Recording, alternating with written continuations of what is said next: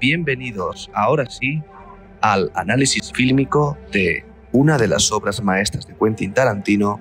Hoy analizaremos una de sus mejores películas del siglo XXI de uno de los directores más influyentes.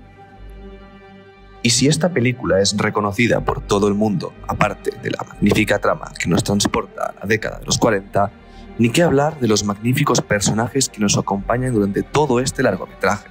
Sin más dilación, empezamos con el análisis de Malditos Bastardos. Esta película comienza situándonos en la década de los 40. Una familia ganadera realiza las labores de mantenimiento. Lo que ellos no saben es que los problemas están por llegar. La mujer que extiende la ropa escucha un ruido de motor a la lejanía. Al apartar las sábanas, observa un vehículo militar nazi que se aproxima a la hacienda. Hans Landa, un oficial nazi acompañado de soldados, se presenta delante de la familia de los ganaderos, los Lapadit. El padre de la familia, Pergier Lapadit, lo atiende en primera instancia. El ambiente se respira tensión. Sorprendentemente, Hans, con una simpatía peculiar, pide permiso para entrar en la casa, lo cual acepta de buenas maneras el padre de la familia. Hans y Perrier se sientan en la mesa del comedor. Hans simpáticamente le pregunta a Perrier si puede probar la leche que fabrican en su granja. Continuando la narrativa, Hans le pregunta a Perrier si sabe quién es él, a lo que Perrier responde de manera afirmativa. Entonces Hans le vuelve a preguntar si sabe cómo lo apoda la gente, y Perrier, de manera cabizbaja, afirma: el cazajudíos. Hans saca una libreta y empieza a hacerle preguntas acerca de una familia de judíos que están buscando por esta zona. Perrier responde a todas las preguntas de Hans de una manera un tanto sospechosa. Aquí, Quentin Tarantino juega con los planos en el interrogatorio de Hans a Perrier. Tarantino usa el clásico plano contra plano, pero con un ligero traveling en ambos planos. Al final, de manera excepcional, Tarantino usa estos planos para desvelar el secreto de la familia Lapadit, que efectivamente está ocultando a esos judíos que están buscando debajo de la casa en la que ellos viven. Hans continúa interrogando de manera simpática hasta que le pregunta a Perrier. Hans cambia su cara en un segundo y pasa de ser una persona agradable a mostrar su verdadero rostro. Una persona fría, manipuladora, sin empatía alguna.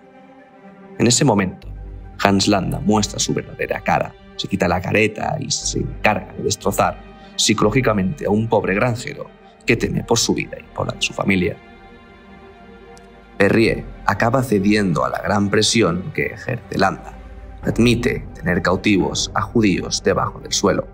Hans le pide que señale la zona exactamente donde se ocultan, y una vez que han entrado los soldados a la casa, disparan contra el suelo.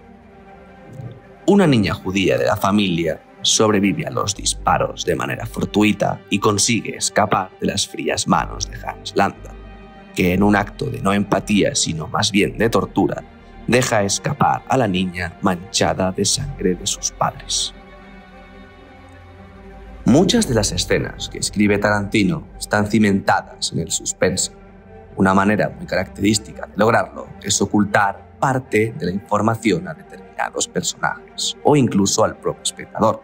Por ejemplo, al inicio de la película nos muestra la situación de Hans Landa y Perrier Lapadit. Y aunque al principio notamos algo extraño en la escena, ni nosotros ni Hans Landa sabemos exactamente lo que es.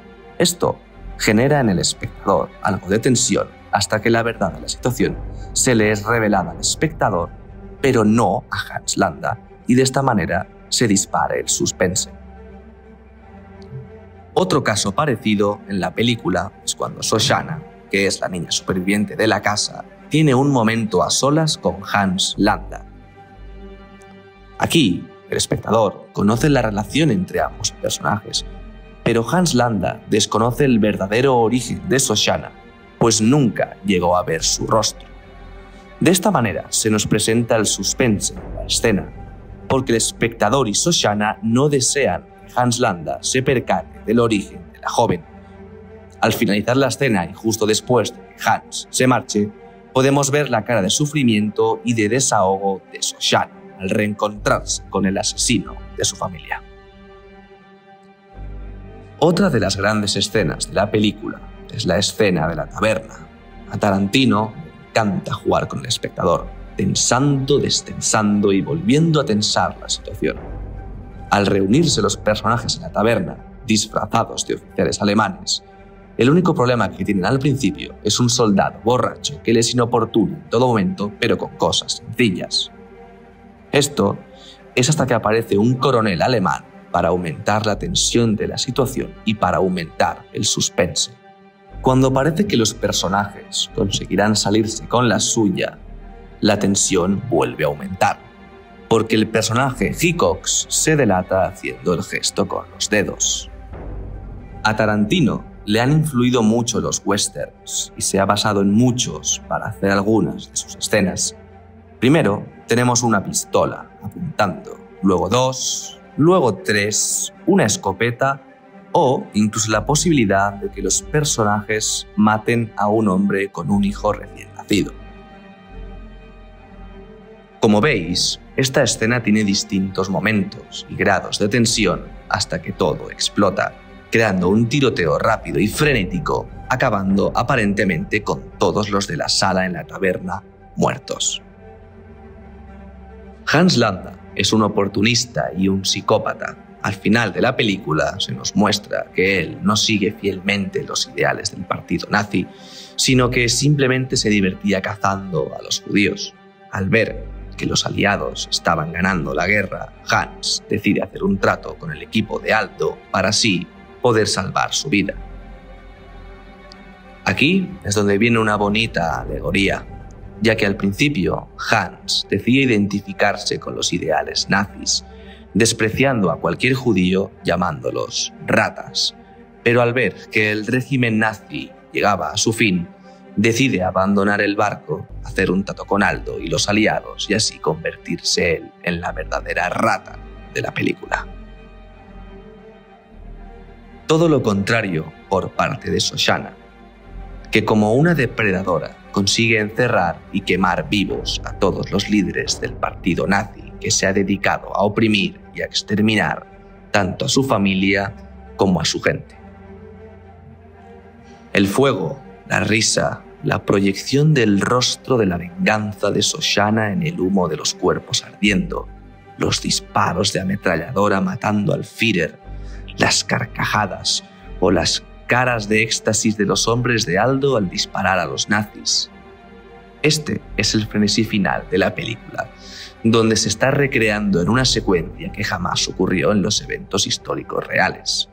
Ficción ucrónica es el género que define esta maravilla de película de Quentin Tarantino.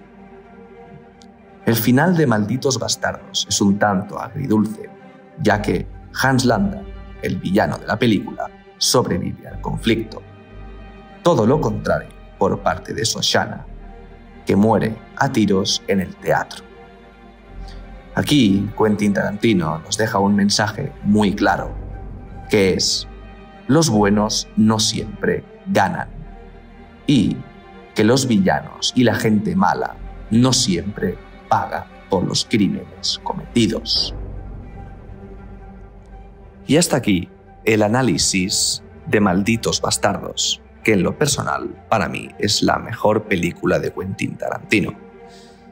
Si bien el final es un tanto agridulce, lo considero realista, porque en la realidad muchas personas acaban haciendo cosas malas y no pagan por ello, y así lo transmite el bueno de Quentin Tarantino. Y hasta aquí el análisis, espero que os haya gustado, hasta pronto.